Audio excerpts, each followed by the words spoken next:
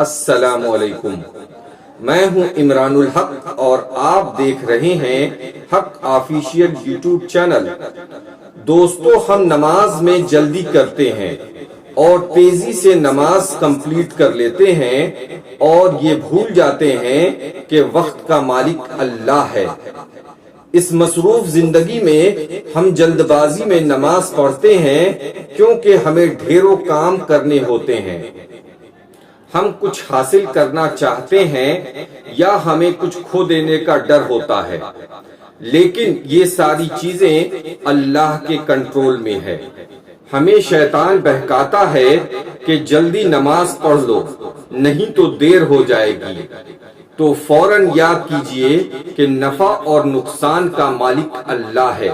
جب اللہ ہمیں نفع پہنچانا چاہتا ہے تو پوری دنیا کی طاقت مل کر ہمیں نقصان نہیں پہنچا سکتی، اور اگر اللہ نے نقصان لکھ رکھا ہے تو پوری دنیا کی طاقت مل کر ہمیں نفع نہیں پہنچا سکتی۔